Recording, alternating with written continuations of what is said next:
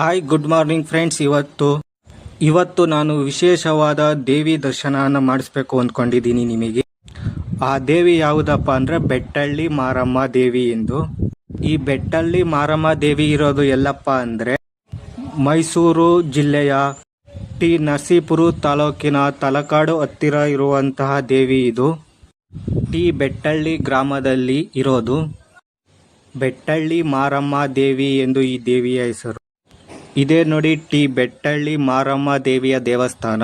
ಈಗ ನಾವು ಈ ಟಿ ಬೆಟ್ಟಳ್ಳಿ ಮಾರಮ್ಮ ತಾಯಿ ದೇವಸ್ಥಾನ ಬಂದಿದ್ದೀನಿ ನೋಡಿ. ಈಗ ಮೊದಲು ಹೋಗಿ ನಾವು ದೇವಿ ದರ್ಶನ ಮಾಡೋಣ. ನೋಡಿ, ಇದು ದೇವಸ್ಥಾನದ ಒಳಗಡೆ ಯಾವ ಥರ ದೇವರು ಎಲ್ಲ ಇದೆ ನೋಡಿ. ಈಗ ನೋಡಿ, ನಾವು ದೇವಸ್ಥಾನದ ಒಳಗಡೆ ಇದ್ದೀವಿ. ಈಗ ತಾಯಿಯ ದರ್ಶನ ಮಾಡೋಣ. ಇದೇ ನೋಡಿ ನಮ್ಮ ತಾಯಿ ಬೆಟ್ಟಳ್ಳಿ ಮಾರಮ್ಮ ಎಂದು ಈ ತಾಯಿಯ ಹೆಸರು.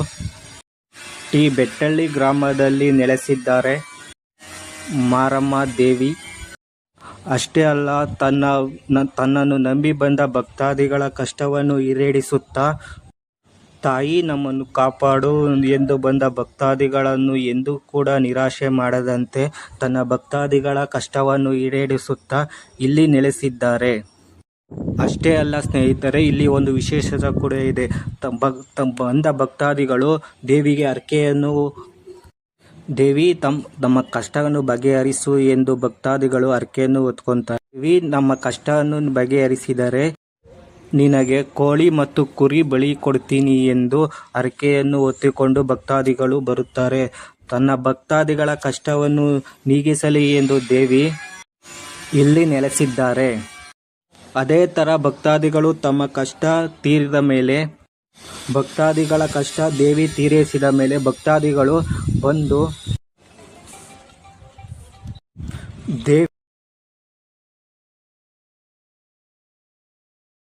ಅಷ್ಟೇ ಅಲ್ಲ, ಈ ದೇವಿ ಎಂದೂ ಕೂಡ ತನ್ನ ಭಕ್ತಾದಿಗಳನ್ನು ಕಷ್ಟವನ್ನು ಬಗೆಹರಿಸುತ್ತಾ ಟಿ ಬೆಟ್ಟಳ್ಳಿ ಗ್ರಾಮದಲ್ಲಿ ನೆಲೆಸಿದ್ದಾರೆ.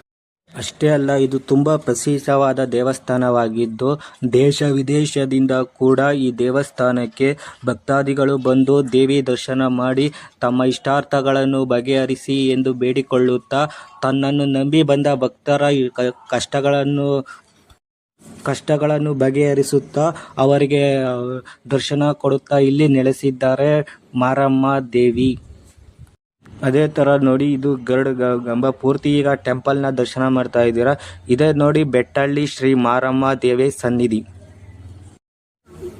ತುಂಬ ಶಕ್ತಿ ಇರೋ ದೇವತೆಯಾಗಿ ತನ್ನ ಭಕ್ತಾದಿಗಳ ಕಷ್ಟವನ್ನು ಬಗೆಹರಿಸಲು ಎಂದು ಇಲ್ಲಿ ನೆಲೆಸಿದ್ದಾರೆ